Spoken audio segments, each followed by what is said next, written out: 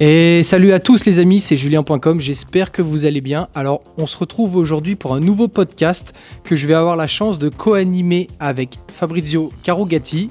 Salut Fabrizio. Hello. On est aujourd'hui à l'agence automobile Carugati de Plan-les-Ouates. Donc pour ceux qui ne connaissent pas, nous on connaît très bien localement parce que c'est vraiment une institution. C'est une agence automobile de véhicules passion, particulièrement sportifs. Très marqué par le rouge, sous-entendez Ferrari, il y a énormément de Ferrari. L'histoire de Carugati est intimement liée et directement rattachée à la marque italienne. Et donc dans le coup, aujourd'hui, Fabrizio nous fait le plaisir de nous recevoir pour nous présenter un petit peu l'agence automobile Carugati, nous expliquer un petit peu les origines de la passion, la création de l'agence et ensuite aborder les sujets futurs comme le développement notamment à travers une agence à Dubaï. Fabrizio, est-ce que tu veux dans un premier temps nous dire un petit peu ton âge, où tu résides, ce que tu aimes dans la vie, un petit peu tes passions, qu'est-ce qui t'anime au quotidien et suite à ça on enchaînera directement sur la partie Carugati. Moi je suis originaire de Genève avec des origines italiennes et espagnoles, italienne par le père, espagnole par la mère. Okay. Et j'ai passé les 40 ans, j'ai 41 ans. Je suis un très bon vivant. D'accord. Donc j'aime beaucoup manger, fumer le cigare, partager des bons moments entre copains. Les côtes de bœuf. Côte de bœuf, pas mal, oui. On saluera mon boucher Le Moelle, du coup, qui vend des très bons produits. Et voilà, j'aime bien la bonne chair, la bonne vie. Hédoniste. Hédoniste, ouais. Très bien, très bien. Au niveau des passions autres, je suppose l'automobile. Oui, exactement. Alors ça, c'est évident. Ouais. Je suis né dedans et j'ai grandi au milieu des belles voitures grâce à mon papa. Ouais. Et là, oui, la course automobile. J'aime bien aussi tout ce qui est en général l'histoire. Et ouais. C'est vrai que l'automobile et l'histoire des marques fait partie de l'histoire. Ouais, c'est vrai.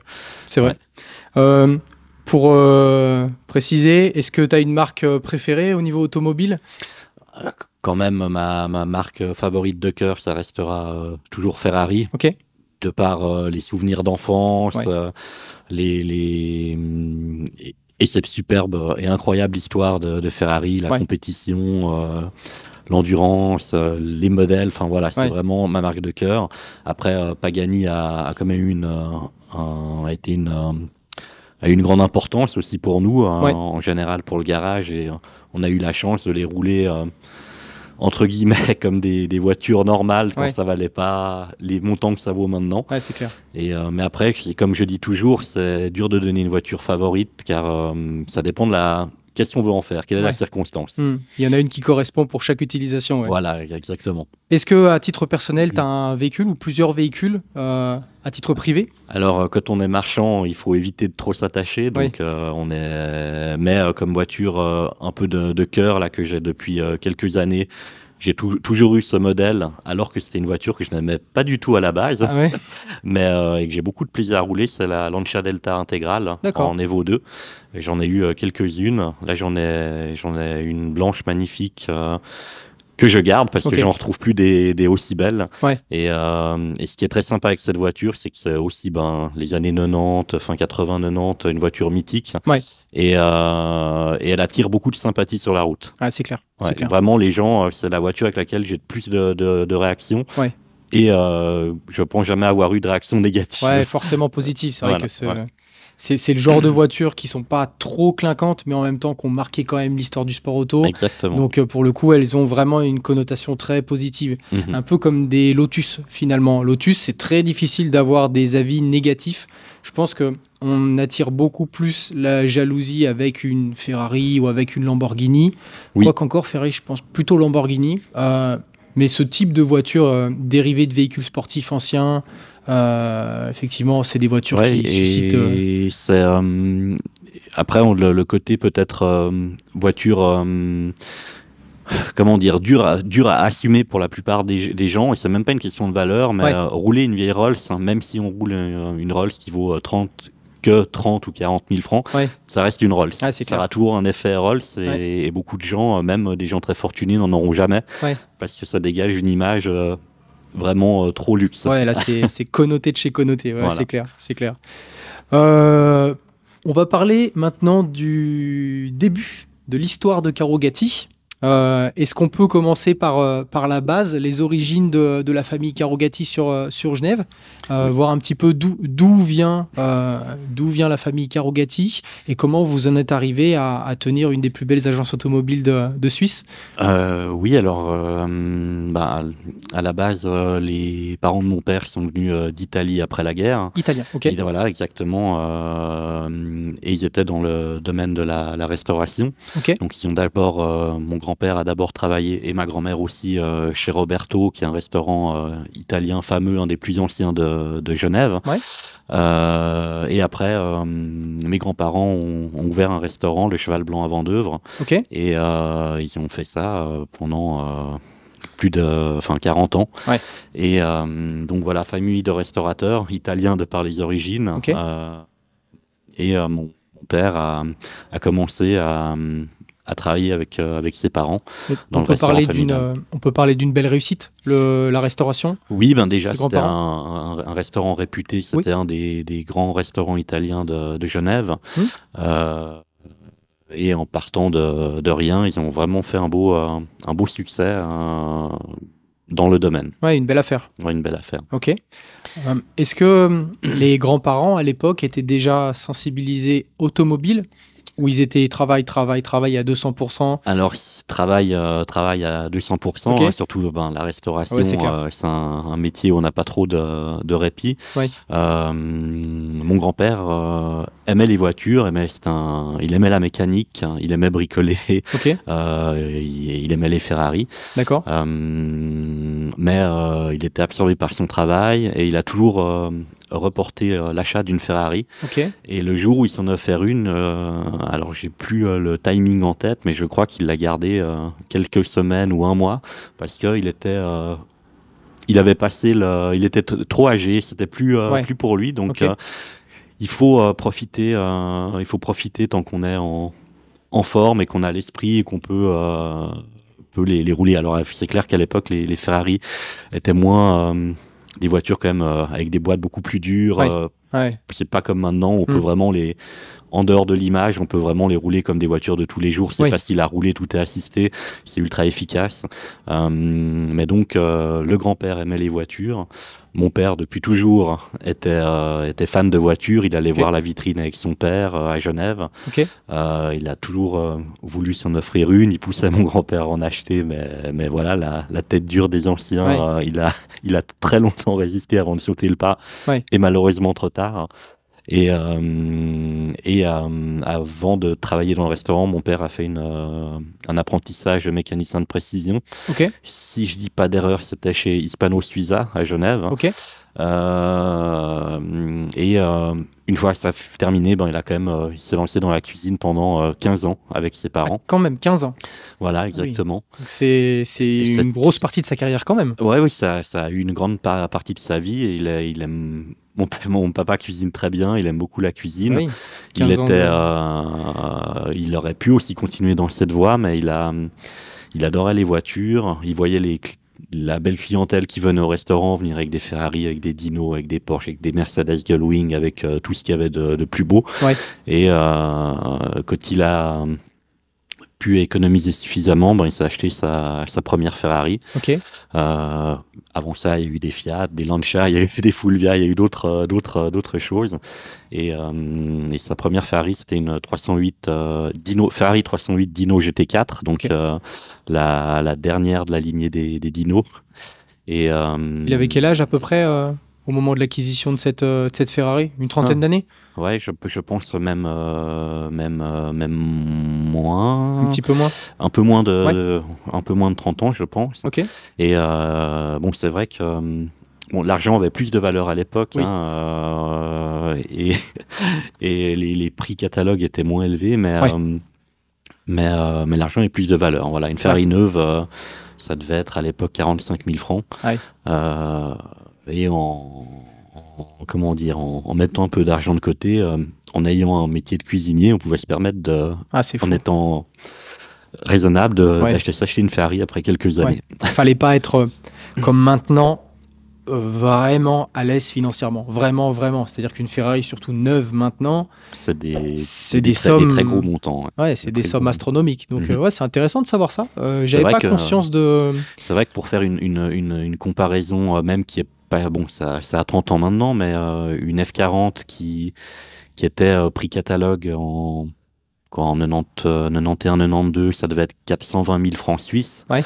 Maintenant, 420 000 francs suisses. Alors, on peut s'acheter des voitures neuves dans la gamme Ferrari, mais c'est vraiment le début de gamme, quoi. Ouais. Voilà, le niveau a bien monté, mais c'est aussi la dépréciation de la valeur de l'argent au fil des années. Ouais. Ne parlons pas non plus de la cote actuelle des F40. C'est quoi? C'est 1,5 million en ce moment?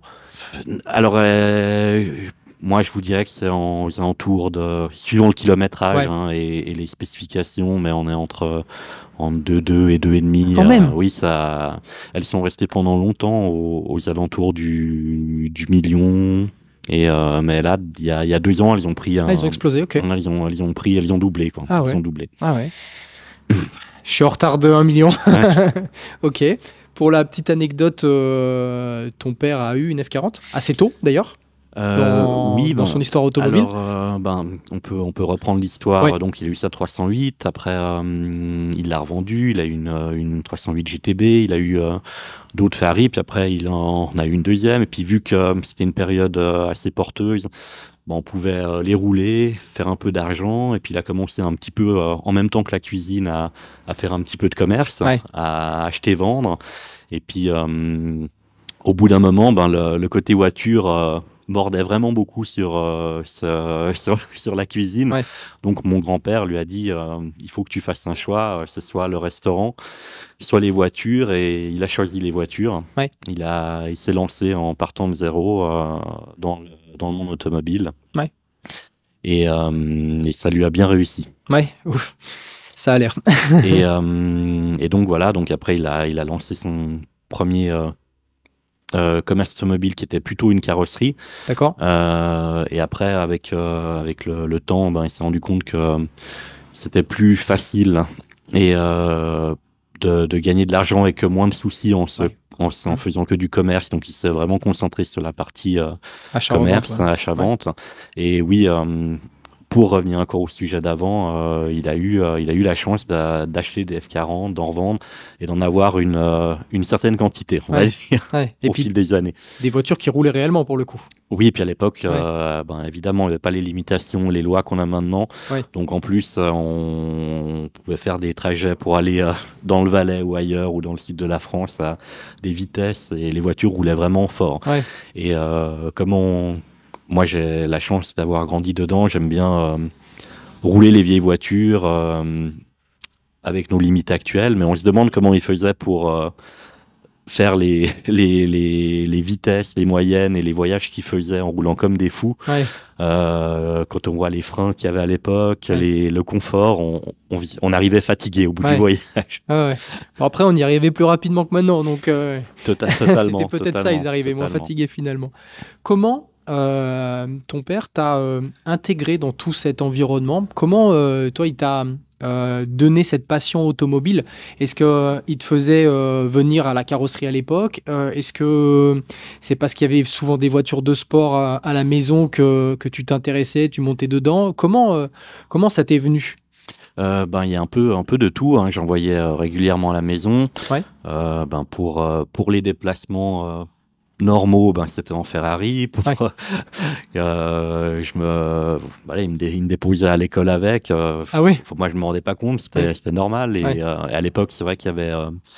c'était, je pense, plus facile de s'exposer, on va dire. Il y avait moins de jalousie, peut-être une classe moyenne plus importante et moins de disparité que maintenant. Okay. Donc, vraiment, il les roulait, ces voitures, les voyages, les sorties circuits où il me prenait avec lui. Et il a toujours quand même, mon papa, quand même, c'est pas venu tout seul, il a beaucoup travaillé. Ouais. Donc, je faisais souvent des après-midi ou des journées pendant les vacances dans son bureau. Ok. Moi, je faisais mes jeux, mais je voyais le commerce, je voyais les affaires se faire, et donc j'étais vraiment baigné dedans. Ouais. Les sorties sur des circuits F1, les sorties pour des courses auxquelles il a participé, les 24 heures de Spa, les courses à Pau dans le sud de la France. Courses historiques. À l'époque, c'était même pas, non, c'était vraiment des vraies courses, c'était pas historique. Okay. Il y avait je me rappelle plus quelle catégorie c'était, mais c'était des berlines GT. Enfin, mon père a fait beaucoup de compétitions. Ah, ok. Que ce soit dans les club Ferrari, ou il a fait aussi le Venturi Trophy à l'époque, qui roulait sur Venturi. Donc vraiment une expérience très variée. Ouais. Ouais, donc baigner dedans au quotidien, plus les week-ends, la passion automobile, voire même la compétition automobile. Voilà, et moi, quand il avait des choses, je le suivais. Ok. Quand j'étais avec lui, je le suivais. Ok. Et ta mère, pour le coup, est-ce qu'elle était présente Oui. Alors, elle évoluait dans cet environnement? Au début, oui. Après, comme souvent, mes parents ont malheureusement divorcé, donc il y a eu d'autres compagnes, d'autres femmes.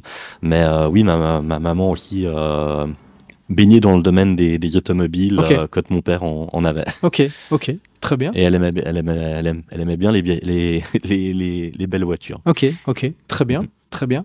Donc, à quel moment tu t'es dit, moi aussi j'ai envie de faire partie de cette aventure familiale, et moi aussi j'ai envie de vendre des voitures d'exception? C'est pas arrivé par hasard, mais moi, donc j'ai fait école de commerce, d'abord une année vraiment école de commerce, après apprentissage. Et les exigences de mon papa, c'était que j'aille un papier. Un diplôme, un certificat ou autre. Donc moi j'ai fait un certificat d'employé de commerce dans une banque privée. Donc ça, c'était la première étape, et il voulait que je parle l'anglais parce que pour lui, ça lui a empêché de faire beaucoup d'affaires en ne parlant pas l'anglais. Donc il voulait absolument que je l'apprenne, et je suis parti 9 mois aux États-Unis, à Boston. Très bien. Pour apprendre l'anglais. Et quand je suis revenu, il m'a dit qu'est-ce que tu veux faire? Et je peut-être trouver un travail dans une banque ou autre, parce que dans mon esprit, je pensais pas qu'il voudrait que je travaille directement avec lui. D'accord. Et en fait, non, il m'a dit est-ce que tu veux qu'on essaie de travailler ensemble? Et c'était en 2003, et ça va faire 21 ans. Ok. Est-ce qu'on était déjà ici? Je relis mes notes en 2003. Oui, 2000. Oui, ça fait depuis 2000 qu'on est dans ce bâtiment.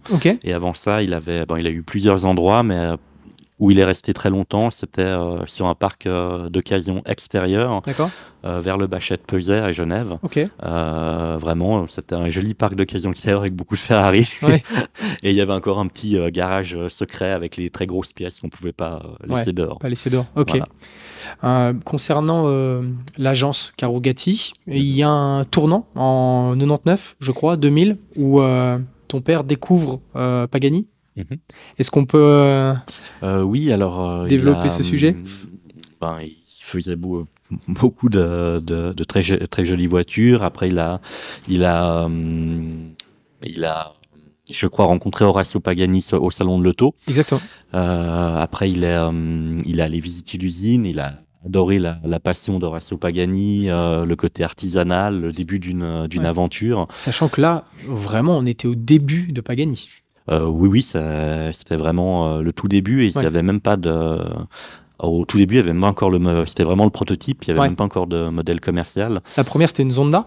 C'était une Zonda qu'on a eu la chance de vendre, et c'était une Zonda 6 litres. Et 6 litres, ça doit être la seule. C'est la seule commerciale qui a été faite en 6 litres. Après, il y a eu le 7 litres, 7 litres 3. Et c'est une voiture dont on connaît toujours le propriétaire, et qui est une Zonda jaune. Ok. Très bien, très intéressant. Donc, dans le coup, il tombe amoureux de ce travail d'orfèvrerie. Exactement, et il fait cette première Zonda avec aussi un client de confiance historique à qui il a dit il faut absolument que tu achètes ça, je pense que ça a du potentiel. prend cette voiture et mon père y croyait, donc il a vraiment dit à son client, faut l'acheter. Est-ce qu'on était déjà à ces niveaux de finition incroyables comme on peut voir maintenant dans une Pagani? Ça faisait vraiment un choc par rapport à ce qui se faisait à l'époque? C'était vraiment très très bien fini quand on compare à des voitures un peu de cette fin de période, à une F50, à une B110, un peu. Voilà, c'est pas exactement, mais pour typologie supercar quand même. Exactement, mais c'était vraiment très très bien fini pour un petit artisan et vraiment une voiture solide, et puis le carbone qui était quand même pas si répandu que ça à l'époque pour les carrosseries, pour tous les éléments. Une voiture carbone, c'était vraiment très innovant. Lié à l'histoire aussi d'Horacio, de sa société Modena Design, qui faisait des composites pour les grandes marques italiennes. Et c'est vrai que, en tout cas, ça l'a flashé et bien en lui a pris. C'est clair. 2000, intégration d'ici. 2003, arrivée de Fabrizio. Exactement. Dans l'aventure Carrogati Automobile. Et également la première année en tant que revendeur officiel Pagani. Oui, c'est à partir de... C'était même un petit peu avant que je commence, 2002. 2002. Et mon père, en s'associant avec un ami, ils ont pris l'importation et son ami l'importation et mon papa l'agence pour se lancer dans cette aventure à deux. Et après, ça une histoire qui a duré 16 ans. 16 ans quand même. 16 ans avec Pagani, où ça a été très difficile pendant de longues années parce que il fallait créer la confiance, montrer aux gens que c'était une marque qui allait tenir, ne pas faire faillite. Beaucoup avaient en tête la faillite de Bugatti avec la période italienne. Et il dit, mais si la compagnie disparaît, comment je vais l'entretenir Et l'avantage de Pagani, qui pour nous était un avantage, c'est que c'était les moteurs Mercedes. Il y avait très peu de chances de ne plus avoir d'entretien ou de pénurie de pièces ou autre chez Mercedes. C'est sûr que ça a dû aider dans la prise de confiance des potentiels acheteurs, se dire que on est sur quelque chose de fiable. Mécanique d'un grand constructeur. Voilà, mécanique reconnue, des pièces, il y en aura toujours. Après oui, effectivement, il y a tout le autour. Il y a toujours le risque qu'effectivement la marque s'arrête, ferme, et pour le coup, trouver des pièces, c'est compliqué. Donc je peux comprendre la frilosité de certains potentiels acheteurs. Exactement. Ok. Vous en avez vendu environ combien à travers toute cette carrière? J'avais fait les comptes il y a quelques années maintenant, et c'était assez impressionnant entre les occasions et les neuves. On était bien à plus de 50 voitures. Plus de 50 voitures, alors parfois une qui en a pu revendre 2 ou 3 fois, mais à faire Pagani Zonda, on en a fait énormément. On ne se rend pas compte, mais on a vu passer un peu tous les modèles, que ce soit vraiment l'original 6 litres, à la tricolore, au RA Roadster, à tout.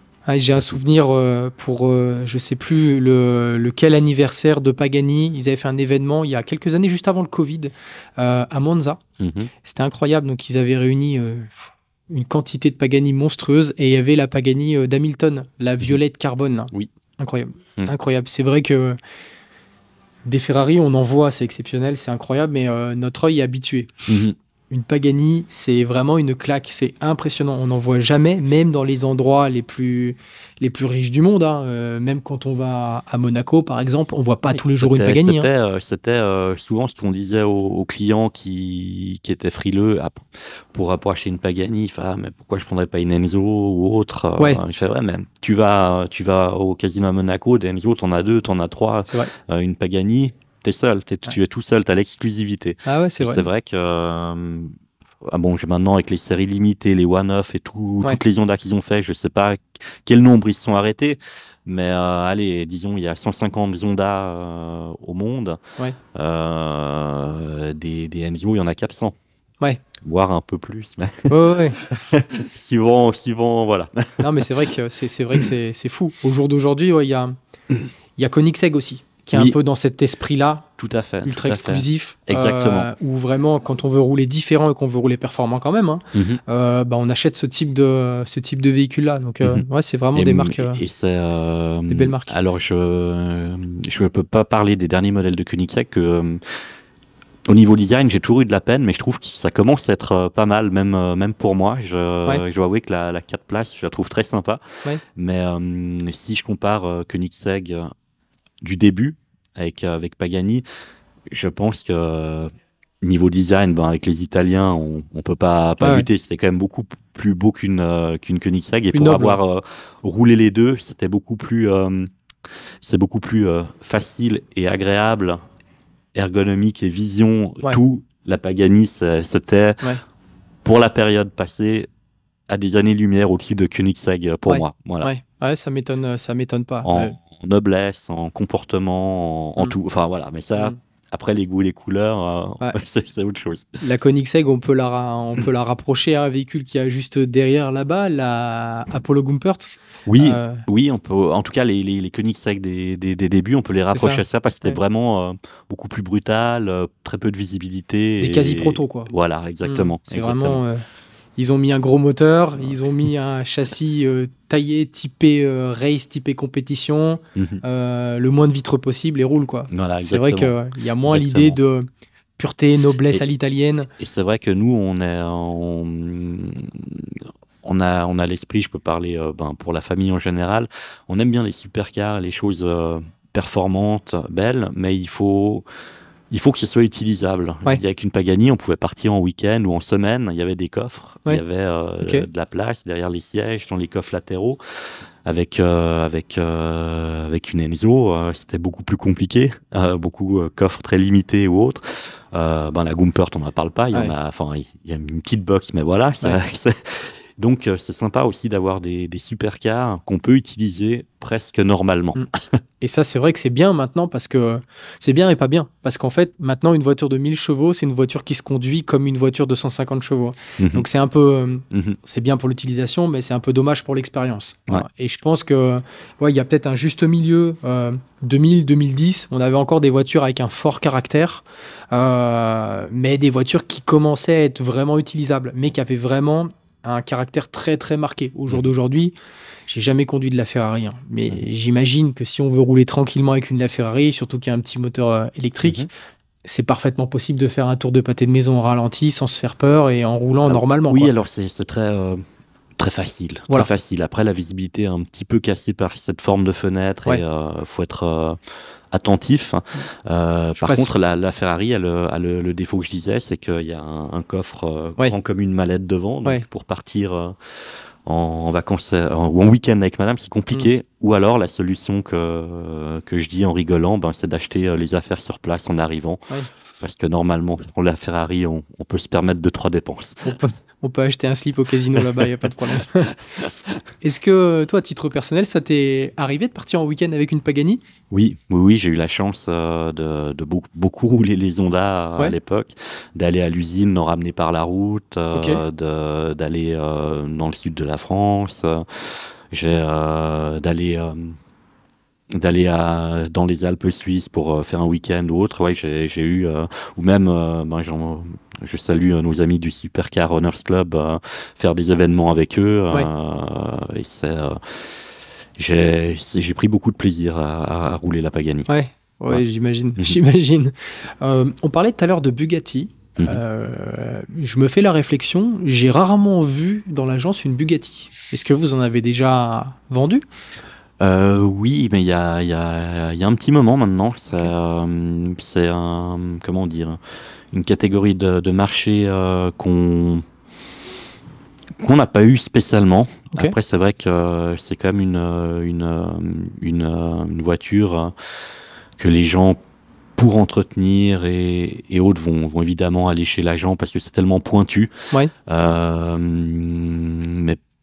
c'est une voiture que j'aime beaucoup, mais c'est vrai que commercialement, on en a eu très peu. C'est un marché différent. C'est un marché auquel on n'a pas eu spécialement accès. Voilà, c'est plus du neuf, de la série limitée, de la personnalisation. Et vu qu'on n'est pas agent Bugatti, on n'a pas eu trop accès à ces clients. Je connais pas Même le circuit si les clients ont un peu qui ont une Bugatti ont d'autres voitures Oui, généralement, à côté. Mais c'est vrai que je dirais, si on veut un peu comparer les supercars, la Pagani c'était vraiment une voiture dans les supercars parmi les plus légères, si ce n'est la plus légère. Ouais. Vraiment, quand on en roule une, on sent la légèreté, on a l'impression d'être dans un kart sur la route, en confort évidemment, alors que peut-être une Bugatti, moi je la comparais à une super boostée Continental GT. Vraiment la technologie, mais c'est une voiture qui est très lourde.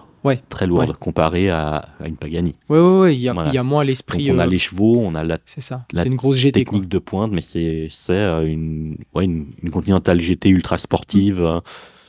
Plus un côté germanique, même si c'est français. Ouais, c'est vrai. Non, mais une GT hypercar. Voilà. Là où Pagani, c'est quand même beaucoup plus d'ADN race, quoi. Non, exactement. En tout cas, plus sportif. Voilà. Non, mais je vois très bien la comparaison. Pour revenir sur l'agence, 2018, arrivée de Justine. Oui. Qui est ta sœur.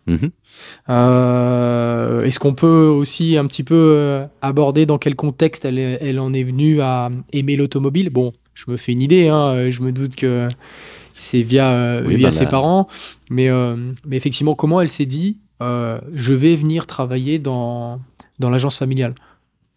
Ça, je ne répondrai pas pour elle, mais c'est aussi mon papa qui lui a proposé si elle voulait se joindre à nous. Ouais. En tout cas, essayer. Et puis, ça a plutôt pris. Maintenant, on a trouvé un rythme. Ouais. Et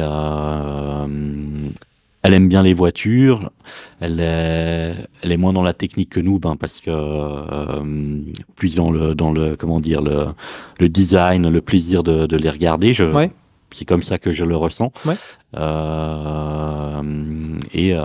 Elle baigne dedans, donc. Ouais, c'était naturel, quoi. Voilà. Finalement, votre père est toujours ici. Oui. Lui s'occupe plutôt de quelle partie dans l'agence? À la base, il faisait vraiment tout lui-même avec un employé. Après, l'entreprise a un peu grandi. Et puis après, quand j'ai commencé, il m'a gentiment transmis tout ce qui était administratif. Okay. Et maintenant, il se concentre vraiment que sur ce qui sa vraie passion, c'est l'achat-vente, c'est trouver les voitures, le sourcing, peut-être. Le sourcing. Et pour mon père, c'est clairement un passion, c'est pas un métier. Même en congé, même en vacances, il pense voiture. Ouais, c'est sa vie, quoi. À penser peut-être un deal, peut-être. Voilà, c'est sa passion. Ouais, ok. Donc lui, il est sourcing, gestion de son réseau, à l'affût toujours les opportunités. C'est quand même comme ça qu'on fait du business. Toi, tu as commencé sur la partie administrative pure, puis tu as commencé à prendre tes galons. Un peu petit à petit de prendre aussi le côté vente. Ouais. Je faisais aussi les passages au bureau des autos, préparer les voitures. Ouais. Et c'est vrai qu'on apprécie encore plus de rouler une voiture quand on l'a nettoyée soi-même, même si je le fais plus beaucoup. Ouais. Mais c'est vrai que c'est un autre plaisir. Et puis d'aller vraiment dans le détail, d'avoir un petit côté manuel avant de rouler sa voiture, c'est quelque chose qui est gratifiant. Gratifiant. Et puis donc moi, j'ai commencé un peu à faire de la vente. Évidemment, au début, il y a le côté génération. Tous les clients vont naturellement allèvent naturellement vers mon père parce qu'il le connaissait, parce qu'il fallait que je fasse mes preuves, parce que j'étais beaucoup plus jeune que maintenant. Mais moi, ça m'a jamais frustré parce que je me suis toujours dit qu'il faut du temps et qu'un client, ton père est pas là, oui, ou il est là, ou il va revenir. Et petit à petit, avec la confiance, les gens voyant que j'étais sérieux, que je pouvais aussi m'occuper et en me créant ma propre clientèle,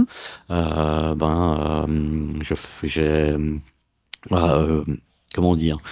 Ouais, t'as développé tes affaires. J'ai mes clients, mon style. Chacun a son style de négociation, on va dire. Ouais. Et, ça s'est bien déroulé. Puis maintenant, moi aussi, je fais un tout petit peu moins d'administratif. J'ai beaucoup transféré à ma sœur Justine. Ok. Et voilà comment ça tourne. Ouais, ok. Tu vends plus de véhicules récents ou tu es plus porté sur les véhicules historiques anciens? Alors, j'ai jamais fait la comparaison La balance? entre les modernes, les youngtimers et les anciennes, mais je dirais que ça dépend vraiment des périodes. Tout d'un coup, il y a une série, on va vraiment vendre de la moderne, et puis après, plus de la collection. Il n'y a, il y a jamais de règles. Ouais, il C'est n'y a comme pas de règle. on ne sait jamais combien de temps on va mettre pour vendre une voiture, même avec la meilleure des occasions, le bon prix bien placé. Ça peut être 24 heures, Ouais. ou ça peut être 6 mois, ou voilà, on Ok. ne sait jamais. Et dans la famille, pour taquiner, qui est le plus calé en automobile? Je pense que ça dépend des périodes, ça dépend des modèles et des marques. Ok. Euh, Je pense que malgré tout, mon père reste le plus calé, hein, avec l'expérience. Ouais. Il a un petit peu d'avance sur moi. Mais c'est sympa aussi par exemple, si on vend une F40 ou une 348 ou une 308 ou une BB, c'est des voitures qu'il a roulées au moment où elles sont sorties, Ouais. qu'il a connues neuves. Donc Ouais. il a une expérience, il dit mais ça, il y a un défaut là, ou elle a ce comportement. Il fait non, mais c'est normal, c'était comme ça à l'époque, elle avait ce défaut d'origine. Ouais, c'est vrai. Et puis là, le tableau de bord qui se décolle, non, mais ça a toujours fait, c'est normal. Ouais, c'est normal, Faut le faire refaire de temps en temps. Ok. Voilà. Ouais. Ouais. Donc on a l'expérience d'une période automobile dans une personne Ouais. qui a connu les voitures quand elles étaient neuves Ouais. et qu'elle roulait vraiment. Qui connaît la normalité Voilà. Comme moi, j'ai du l'expérience comportement. des Modena, des Maranello que j'ai connus au moment où elles sont sorties. Ouais. Et que j'ai roulé. L'avantage, c'est que j'ai eu la chance, comme mon père et comme nos employés, hein, de rouler ce qu'on vend. Ouais. De rouler ce qu'on vend. Alors, pas forcément pour des gros essais ou autres, mais voilà, nous, on fait toujours confiance. Au début, je n'osais pas trop rouler les belles voitures. Mon père dit, ah non, mais il faut pratiquer. Donc, Ouais, rien que pour en parler. tu vas à la station, tu te débrouilles, tu la roules, et c'est une voiture normale. Tant que tu vas pas vite, tu risques pas de te mettre dans le mur. Ouais. Tu t'apprends la boîte, t'apprends tout, il faut pratiquer. C'est comme avec les vins, comme avec le cigare, il faut essayer pour se faire son palais et connaître le produit. Difficile de vendre un produit si on le maîtrise pas. Exactement. On peut le connaître à travers sa fiche technique, on peut le connaître parce que on sait reconnaître tous ses attributs esthétiques, mais si on l'a pas testé, pratiqué, utilisé, c'est difficile de dire oui, la F40, la boîte de vitesse, c'est un enfer. Voilà, il faut l'avoir roulé. C'est vrai que les données techniques, les chevaux, les couples et autres, on se dit cette voiture, ça doit être une bombe atomique exceptionnelle. Et puis le jour où on la roule, on se dit c'est ça. Ah bon. J'ai bien fait de la rouler avant de l'acheter. J'imagine très bien. Et c'est vrai que là, alors c'est très bien comme remarque. Il faut toujours. Alors une supercar, c'est un cas à part, mais il faut toujours rouler une voiture avant de l'acheter pour se rendre compte si vraiment ça nous convient. Parce que des fois, on se fait une idée d'une voiture, on dit ça c'est génial, et puis c'est ce qu'il me faut et tout. Et puis en fait, en roulant, on se rend compte après une semaine que c'est vraiment pas ce qui nous convient. Ouais. Donc une des premières questions que moi je pose au client qui vient sans idée précise, c'est quel est le but? Est-ce que c'est pour rouler tous les jours? Est-ce que c'est pour faire des rallyes? Est-ce que c'est pour voilà, ça dépend vraiment de pourquoi on achète la voiture. Eh ben, c'est marrant que tu dis ça parce que moi, j'ai une petite anecdote personnelle. J'ai acheté, sans même l'essayer, parce que c'est difficile, il n'y en a pas, une Alfa Romeo 4C, à l'époque où ça valait que dalle. Ouais. Je l'avais payé en euros, je l'avais payé 39 000 euros. Hein. Okay, c'était bien le creux. Elle avait 10 000 km, rouge, Spider, vraiment magnifique, comme il fallait, avec toutes les options. Je l'ai acheté parce que je me suis mis ça en tête à travers les lectures, à travers les différents avis sur Internet, sur YouTube et tout ça. Et j'ai trouvé une bonne opportunité. Et le jour où je l'ai acheté, je l'ai ramené en fait. C'est vrai, j'ai pas essayé la voiture. C'est bon, j'avais fait 600 km. J'avais pris un avion pour aller la chercher. Bon, voilà, quand c'est fait quoi. Et effectivement, c'est une voiture. Je dis pas que c'est une voiture, c'est une très bonne voiture. Mais c'est un véhicule, moi, qui m'a un peu déçu dans le sens où ça manque quand même de rigueur, ça manque de précision. Il y a beaucoup de réemploi de véhicules, de pièces de véhicules de grande série. Et là où vraiment je me suis dit, ah oui, en fait, c'était pas le véhicule que j'aurais dû acheter. C'est le jour où j'ai acheté le véhicule qui a juste derrière, un 981 GT4, où là, je me suis dit, le step est monstrueux en termes de rigueur, de précision, de finition. Et c'est là où effectivement, je me fais la réflexion de me dire, si j'avais essayé la 4C, eh ben, peut-être que je ne l'aurais pas acheté. Parce que avoir des boutons d'Alfa Romeo, je ne sais plus comment, 156 par exemple, un autoradio Alpine et un siège qui se règle manuellement avec une poignée en plastique pété, bah non, quand on rentre dans le GT4, que chaque pièce est pensée, que tout est défini pour la performance, pour la beauté, l'efficacité, la précision, ne serait-ce que cliquer sur un bouton, le ressenti, l'émotion, il n'a rien à voir. Et ça, c'est capital. C'est capital d'essayer vraiment les véhicules et de faire, moi j'ajoute ça, des longs essais. Parce que bien souvent, on part pour un pâté de maison, faire 3 km en disant ouais, bah, elle roule, c'est bien. Mais je pense, après, il faut que le potentiel vendeur, il ait le temps et tout ça. Mais c'est vrai que surtout, plus on monte en gamme, plus on monte dans la qualité des véhicules, plus bah, c'est bien de prendre son temps en fait. Pour vraiment profiter et vraiment découvrir la voiture. Voilà. Mais les 5 premières minutes, on découvre le véhicule. Donc, il faut bien un quart d'heure, 20 minutes pour faire un essai normal. Ouais, clairement. Ok. Bon. Coucou le petit chien. Ah bah, l'invité surprise, Zonda. Alors ça, c'est Zonda. C'est un autre mascotte. Zonda. Trop mignon. Petit poméranien. Des plus... Trop beau. Plus chou. Qui aime beaucoup l'automobile aussi. Oui. Sensibilisée à l'automobile depuis sa plus tendre enfance. C'est bon, elle dérange pas, elle va revenir de toute façon. Il y a une autre marque qui a justement marqué l'agence très récemment, beaucoup plus récemment, mais pour le coup, Carrogati, moi j'ai l'impression, vu de l'extérieur, c'est devenu le porte-étendard de cette marque localement, c'est Dallara. C'est incroyable, c'est que Dallara... Personne n'en a jamais entendu parler en termes de supercar. Ouais. Et du jour au lendemain, Carrogati s'est mis à en présenter, en tout cas localement. Et pour le coup, vous avez l'air de sacrément adhérer au projet. Est-ce que tu peux nous parler un petit peu de l'approche avec Dallara, de pourquoi vous êtes intéressé à cette voiture et pourquoi maintenant vous êtes le porte-étendard et vous en avez même plusieurs dans le showroom? Bah, c'est encore une intuition de mon papa. D'accord. Qui a adoré le concept. Et puis en allant chez Dallara, qui a senti la passion transpirer, vraiment ce côté... Bon, c'est pas une petite entreprise, mais vraiment artisan et l'histoire derrière, des gens passionnés. Et c'est vrai que pour les voitures de route, ben, c'est pas connu. Ouais. Mais Dallara, c'est une histoire phénoménale en compétition. Ouais, compétition, qui a gagné quasiment dans toutes les catégories où ils sont allés. Ouais. Qui font des châssis de Formule 1, qui font tous les châssis d'IndyCar aux États-Unis. Depuis qu'ils ont gagné une saison, ben, tout le monde les prend. Et Dallara, qui est un ingénieur historiquement aussi important pour l'histoire italienne automobile, qui a participé à des grandes choses. Ouais. Des grandes choses.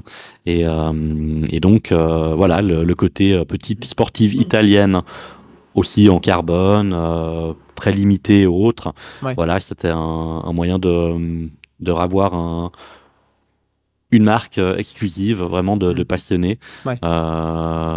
Et de devenir ambassadeur de cette marque. Vous êtes ambassadeur revendeur ou est-ce que vous avez un mandat officiel, par exemple, pour la distribution sur Suisse? Non, alors ambassadeur, c'est vraiment ambassadeur. On travaille avec l'importateur suisse. Okay. Et on représente la marque sur Genève. Donc on peut configurer neuf une Dallara ici?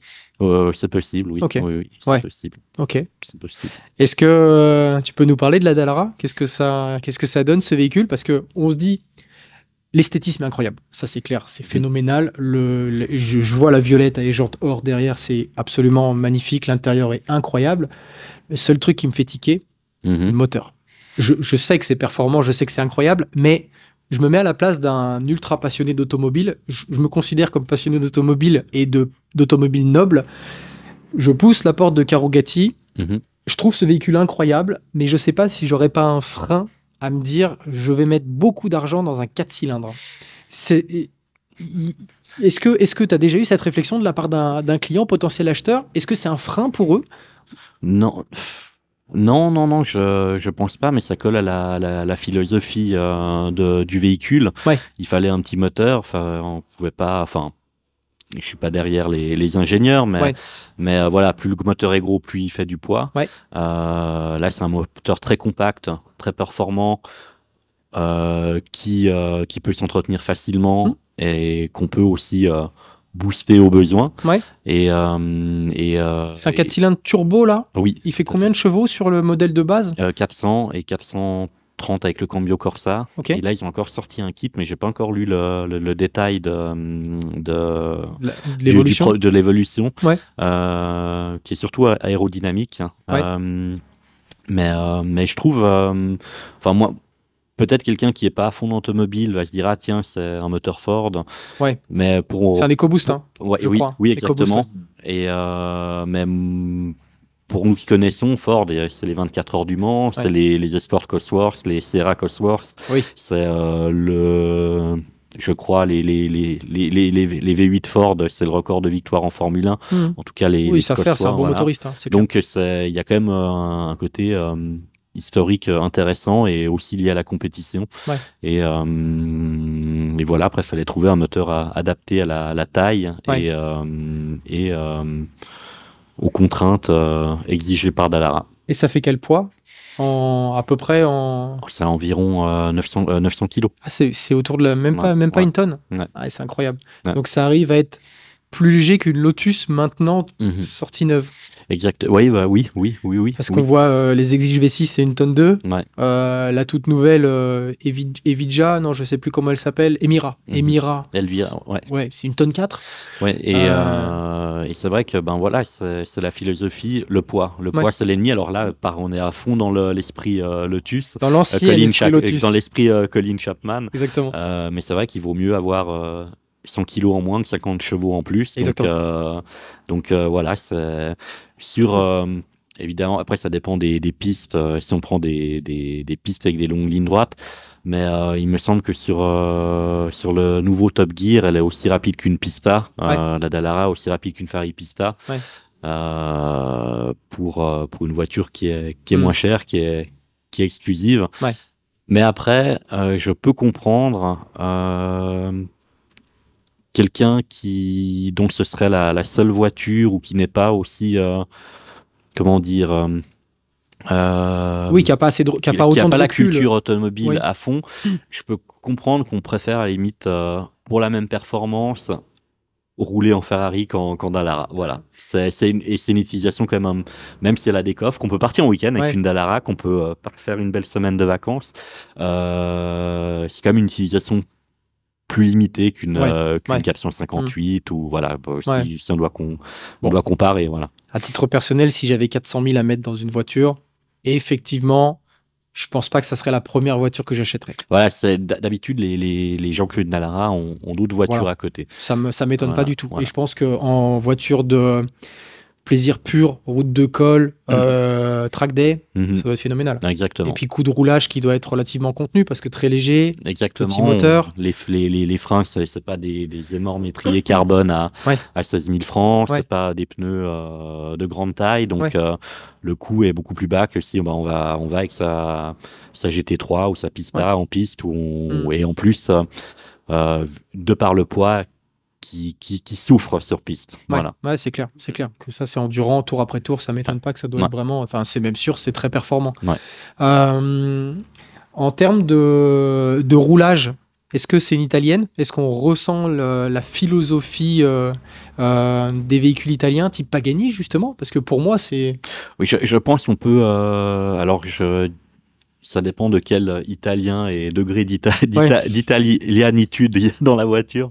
Mais oui, je pense qu'on peut rapprocher ça dans l'esprit d'une Pagani, parce que vraiment, on sent la direction très légère. Ouais. Le côté, même s'il y a des assistants, c'est vraiment en contact avec la route, Ouais. où c'est pas aseptisé comme des voitures avec beaucoup plus d'électronique. Le côté finition aussi à l'intérieur, c'est quand même, ça a vraiment son environnement particulier. On n'est Assez sobre, on n'est pas dans le clinquant, mais vraiment très bien fini. Voilà, très bien le fini. carbone, les cuirs ou les alcantara. Ouais. C'est bon, c'est vrai que Dallara travaille aussi très très bien le carbone. Ouais. Ils auraient pu aller à la facilité, Dallara, et se dire c'est un véhicule light, donc on assume le carbone apparent et toutes ces choses-là. Et typiquement, on a une KTM Crossbow juste en face de nous en photo. Ils auraient pu faire un intérieur typé KTM Crossbow, un intérieur basique. Ils ont fait l'effort de faire un intérieur, je trouve. La petite touche italienne, parce que c'est quand même, il faut toujours garder un tout petit peu de style dans tout ce qu'on fait. Ouais. Non, mais bravo à eux, parce que c'est vraiment un très très beau véhicule, très désirable effectivement. Et je comprends les gens qui ont déjà plusieurs véhicules sportifs ou passion qui puissent se tourner vers ce genre de véhicule. Ouais. Ça se vend bien. Vous arrivez déjà, je crois que c'est des éditions limitées. C'est Dallara là. Oui. Oui, en fait, il y a un nombre maximum de productions qui ne vont pas dépasser. Ok. Non, il faut.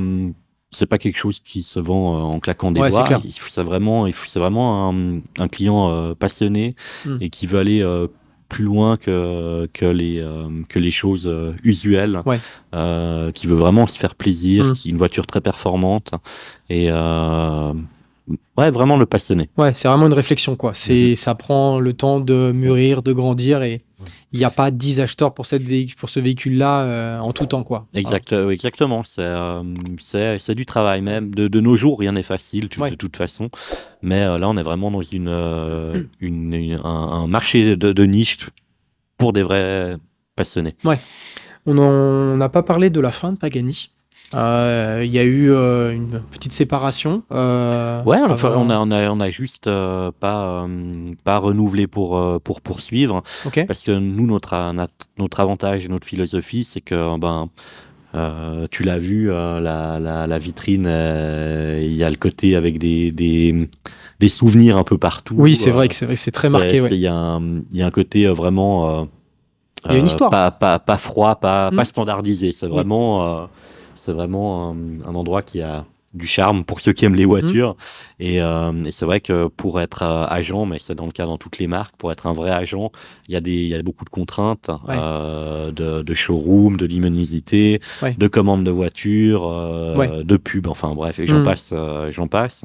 Et nous, on a toujours tenu à faire comme bon nous semble avec notre argent. À votre indépendance. Et voilà, et c'est vrai que faire des gros investissements pour une marque comme Pagani qui donne accès à vraiment une clientèle exceptionnelle, c'est bien, mais pour vendre une ou deux voitures par an, ça, au final, ce n'est pas, c'est pas rentable. Ouais. Voilà. Dernier petit point avant de passer plutôt sur une partie plutôt anecdote et passion. En étant aussi connoté Ferrari, en ayant vendu autant de Ferrari dans toute l'histoire de Carugati, quelle est la relation avec Ferrari ? Déjà avec la maison mère, est-ce que vous avez des relations déjà ? Est-ce que vous avez des relations particulières ? Non. Alors nous, on n'a pas de, comment dire, on n'a pas de. Pas de lien. Non, on n'a pas de. Alors oui, avec Ferrari, on n'a pas de lien, ça c'est sûr, avec Ferrari Suisse ou autre. Ouais. Après, nous, on s'entend avec tout le monde. Donc, si on peut travailler avec nos voisins et confrères de Modena Cars à côté, on le fait volontiers. Si on peut travailler avec d'autres garages Ferrari en Suisse ou ailleurs, on le fait volontiers. Nous, c'est pas un problème. Okay. Et parfois, il y a des clients qui veulent une voiture chez nous, mais qui ne viendront jamais chez nous parce qu'ils veulent absolument que ça passe par l'agence. Ça peut très bien arriver qu'on collabore pour faire une vente. Voilà, le client, ou inversement, voilà, le client ne veut pas aller chez Ferrari. Il y a ce que tu peux regarder, on achète et on lui vend la voiture. Voilà, et après, il y a des affinités pour certains clients. Et nous, on collabore et on s'entend avec quasiment tout le monde. Ok, très bien. Est-ce que, à titre personnel, tu as déjà eu l'occasion de visiter l'usine? Oui, j'ai eu la chance Maranello? de visiter l'usine plusieurs fois Ok. et de vraiment tout visiter, Ah ouais? que ce soit la partie bon, là, ça fait quelques années que je suis pas retourné, mais que ce soit les lignes de production des voitures de route, que ce soit la partie F1 avec les bancs d'essai moteur, Ah avec ouais? la partie musée. Maintenant, je crois qu'ils ont tout refait, mais où il y avait toutes les F1 Clienti, Ouais. où il y avait les FXX, les événements d'enchères. Ouais. Quand RM faisait avec des... Et il y avait roulage sur piste, on pouvait voir les voitures qui allaient être vendues, faire un petit galop d'essai. Ok. Non, j'ai eu la chance et c'est vrai que c'est quelque chose quand on est chez Ferrari, mais aussi quand on est chez Pagani et autres, mais Ferrari, il y a le poids aussi de l'histoire beaucoup plus longue. Et quand on visite l'usine ou qu'on voit tout ça, on a envie d'en acheter une. Ouais, j'imagine. Ah ouais. Puis l'environnement très solennel, à mon avis. Oui, puis le petit lunch avec du Lambrusco et puis des bonnes pâtes. Ouais, incroyable. C'est ce qu'il faut. Ouais, ça doit être fou. Ok, on n'a pas parlé de Lamborghini. Lamborghini, j'ai jamais visité l'usine. C'est vrai que c'est une marque qu'on a moins eu en quantité, mais c'est vraiment une marque. C'est une des plus belles. Hein. Quand on voit la Lamborghini Miura, c'est vraiment pour moi une des plus belles voitures de route qui ait jamais été faite. C'est magnifique. Ouais. Countach tellement hors du temps, tellement un ovni. Alors voilà, et c'est vrai que le seul défaut des Lamborghini, c'est que de la Countach à la Murcielago, pour moi, je dirais que c'est des voitures qui sont assez lourdes. Et assez lourdes et avec des visibilités particulières, on va dire. Qui n'étaient pas les plus plaisantes des sportives italiennes à rouler. Mais c'est vrai que là, depuis Aventador, Huracan et autres, ils ont fait des voitures qui, en plus, maintenant, sont faciles à rouler et agréables. Même si la visibilité reste très Lamborghini. Moi, j'aime beaucoup Lamborghini parce que, notamment l'Aventador, c'est une des dernières supercars, limite hypercar, qui a vraiment un fort caractère. C'est le gros point fort de Lamborghini, c'est qu'ils sont toujours restés dans le côté extrême. C'est ça. Extrême.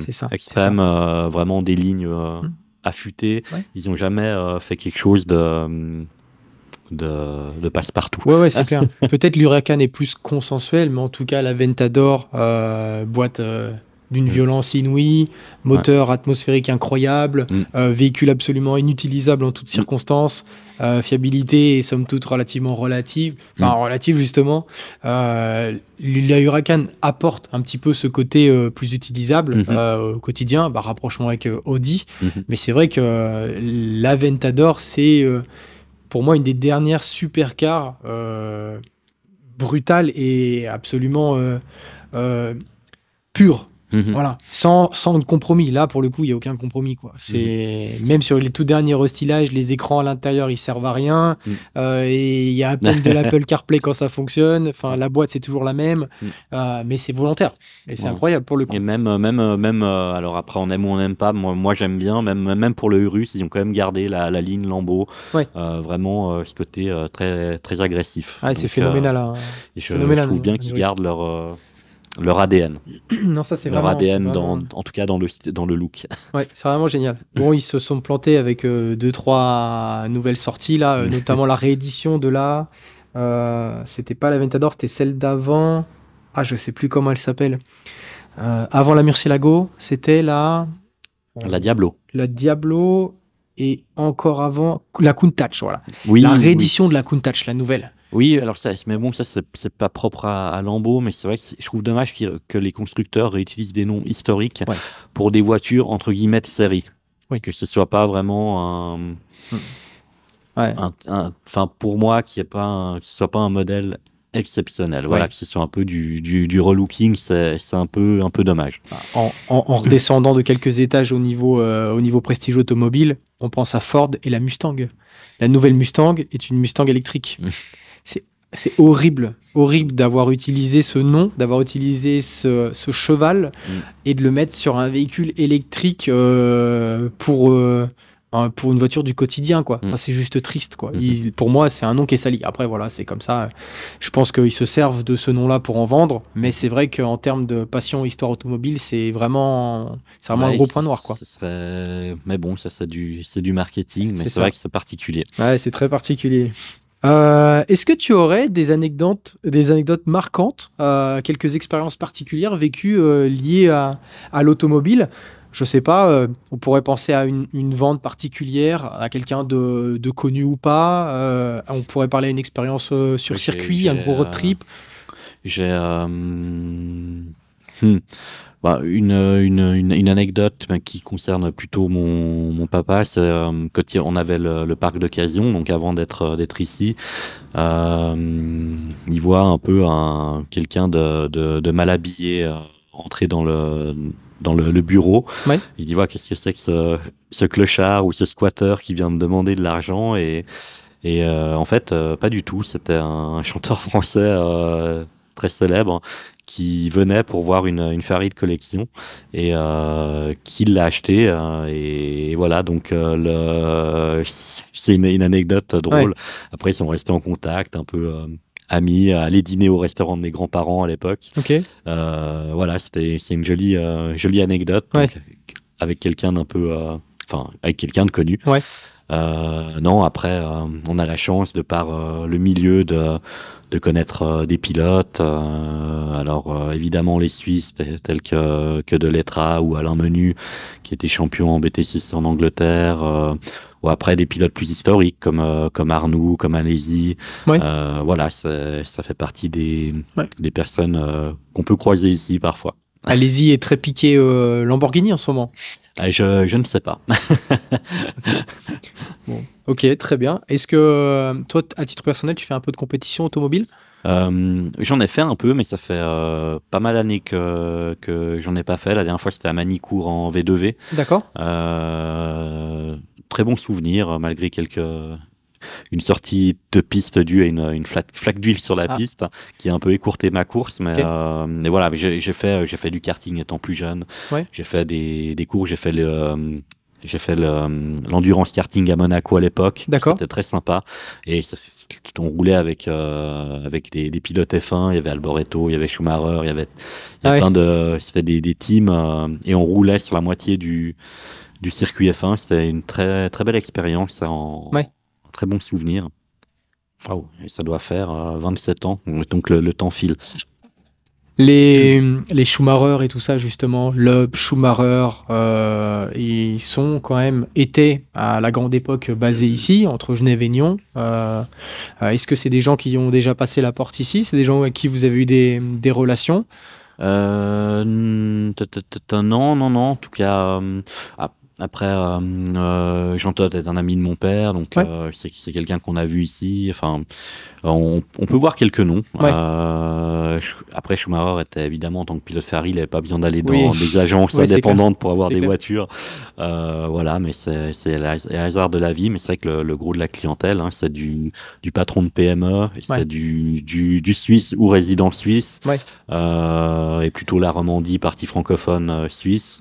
Et après, on travaille dans tout le pays. Et à l'export, même si l'export en ce moment c'est beaucoup plus calme, et de toute façon c'est toujours des petites quantités. Mais c'est vrai qu'on a. C'est des demandes très particulières. J'ai vendu des voitures au Texas, j'ai vendu des voitures au Japon. Mon père encore plus à l'époque. Le Japon, il y a eu une période porteuse. Voilà, on est vraiment sans limite tant qu'on peut le faire. Ouais. Ok. Ok. Pour parler justement de l'export de Carugati, vous êtes en ce moment en plein développement avec la création d'une nouvelle agence. Est-ce que tu peux nous en parler un petit peu? On a ouvert un petit showroom à Dubaï. Okay. On a pas mal d'amis qui vivent là-bas, et à force de leur rendre visite, mon père, ça lui a piqué la mouche, et il s'est dit c'est tellement l'avantage de Dubaï, la sécurité, la propreté, et un esprit où on favorise le succès, les gens qui veulent entreprendre, le luxe, les beaux produits, ils font tout pour aller vers le haut. Et c'est vrai que malheureusement en Europe et même en Suisse, si on a un peu préservé, tout est fait pour pour niveler et mettre des bâtons dans les roues.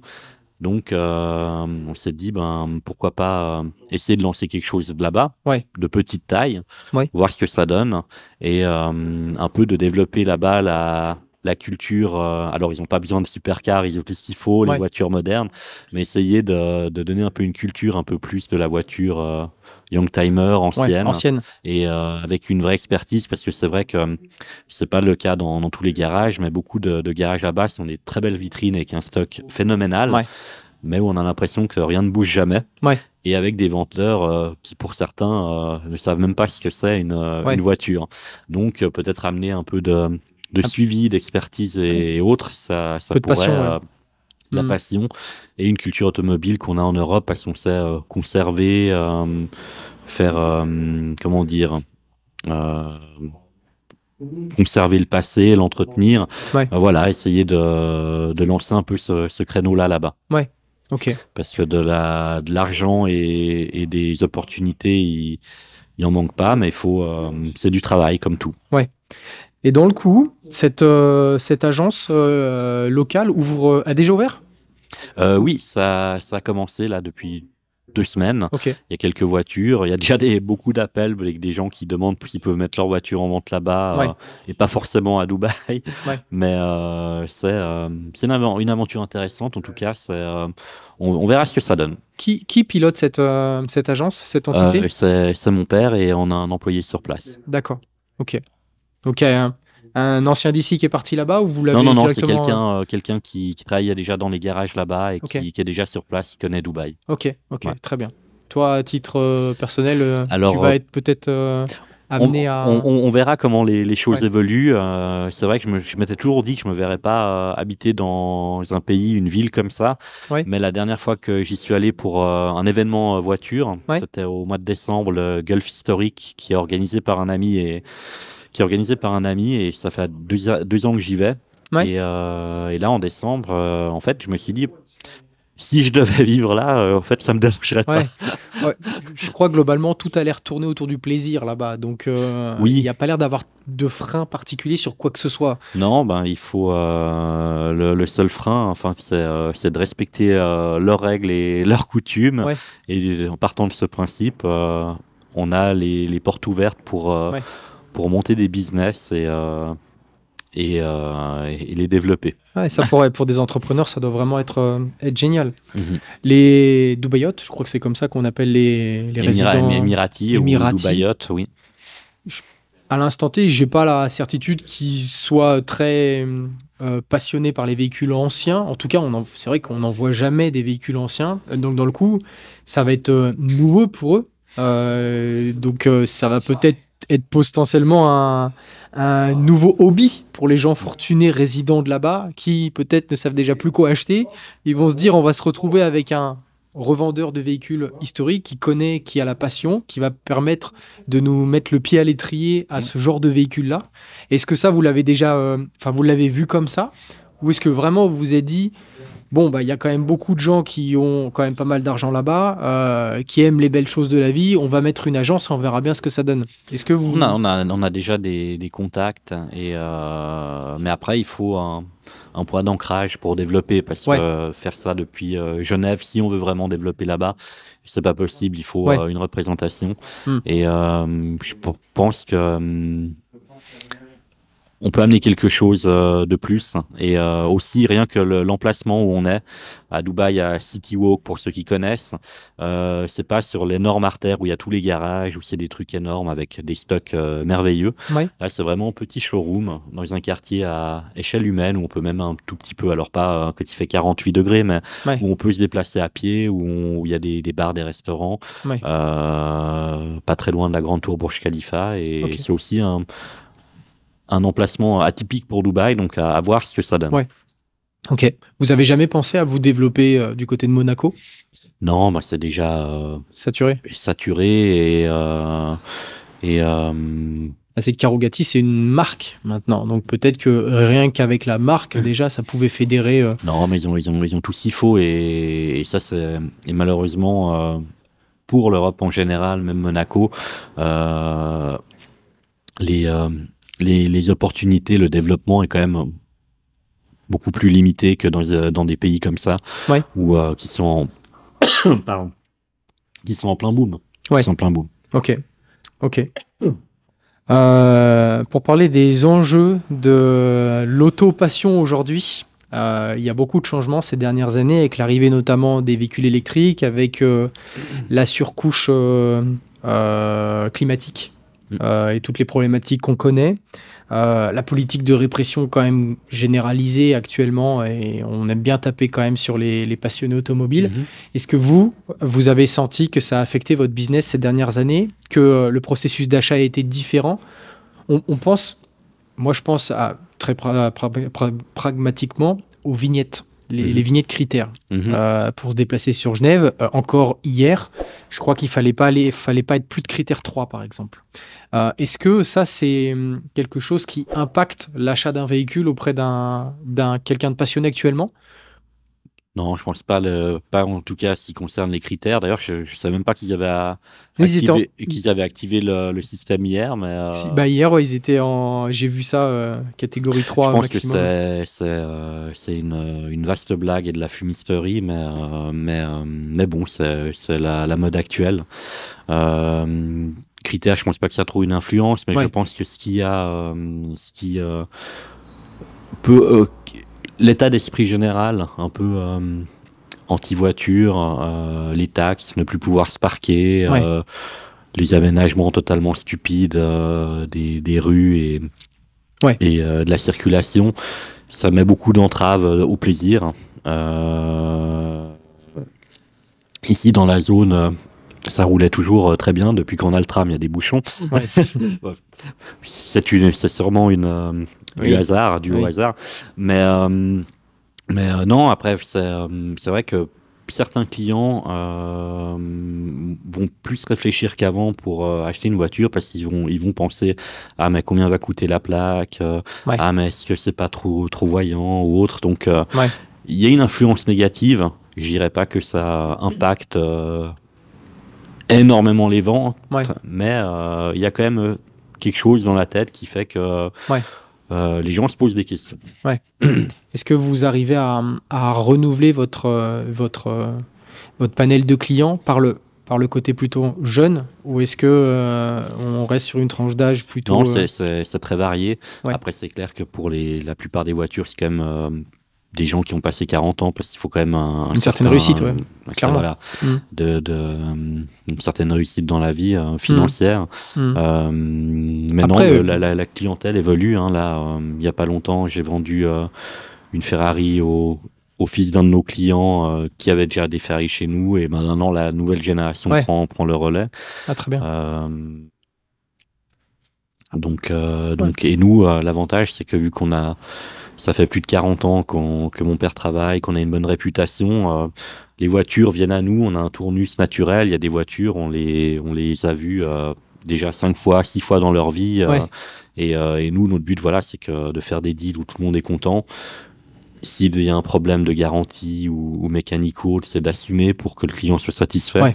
Et du coup, ça fait un cercle virtueux où on vend les voitures, on les reprend, on les revend, on les prend en dépôt-vente. Voilà. Vous accordez vraiment une grande importance à la provenance des véhicules. Oui. Ça, c'est... Et quand on les a déjà vendus, on connaît déjà la qualité. Et c'est très important. Et soigner ses clients et les faire revenir, si ça marche comme ça, il n'y a pas besoin de courir pour en trouver des nouveaux. Voilà. Si les gens sont satisfaits, ils viennent d'eux-mêmes. C'est très bien. Ils reviennent d'eux-mêmes aussi. C'est très bien. C'est très bien. Petit sujet, départ en retraite potentiel de Tiziano Carrogati. Est-ce que c'est... Il a quel âge maintenant, le patron ? Il a passé 70 ans, mais... Bon, quand on est passionné, c'est compliqué. Tant qu'il aura sa tête et le physique, il n'arrêtera jamais. D'accord. C'est sa passion. Ok. Donc, il n'y a pas de sujet particulier pour l'instant d'aller se reposer. Et puis, la preuve en est, il se lance dans l'aventure Dubaï en changeant de pays et en allant chapeauter la chose. Bon, après, il est dans les locaux, là, il a l'air en pleine forme. Il n'y a aucun souci. Ok, longue vie à Tiziano Carrogati. Dernière petite partie. vision d'avenir, projet. Est-ce que tu mènes en parallèle ou est-ce que tu as des projets futurs autres que Carugati Automobile? Non, rien de particulier. Ben là, on va déjà voir comment Dubaï évolue. Ouais. Et non, niveau, ça reste toujours dans le domaine voiture. Ouais. Vous faites pas mal de petits événements. Oui, alors ça c'est plus pour le plaisir et puis c'est aussi pour fédérer un peu les. Ça nous arrive de faire des dîners dans la vitrine, parfois même des dîners à thème avec des marques, que ce soit des marques de cigares ou d'alcool ou autre. Et mais c'est vraiment par plaisir. Pour remercier nos clients, c'est vraiment pas dans le but de faire commerce. Ouais. Ça, c'est vrai que c'est vraiment la touche Carugati. C'est impressionnant parce que quand on passe devant, qu'on voit la vitrine, on se dit, c'est intouchable. On peut pas approcher cet univers. Et quand on évolue au quotidien dans la zone, on s'aperçoit qu'il y a quand même beaucoup de vie autour de cette agence. Et puis on a la chance d'avoir une belle zone industrielle où il y a vraiment des marques prestigieuses. Alors, il y a nous au milieu, il y a aussi Lamborghini à côté, il y a Ferrari. Il nous manque malheureusement Porsche pour être parfait. Ils sont pas très loin. Et puis après, il y a toutes les manufactures de montres. Donc, c'est une très belle zone industrielle. Et c'est vrai que beaucoup de gens n'entrent pas rentrer chez nous. Et ça fait partie de ce qu'on parlait avant. Le côté un peu négatif envers l'automobile actuelle. Nous, on a toujours plaisir à laisser rentrer les gens respectueux, à venir voir les voitures, évidemment pas s'installer ou les essayer c'est clair. dedans, toujours mais les car spotters, ils posent leur sac, ils font le tour, ils sont respectueux.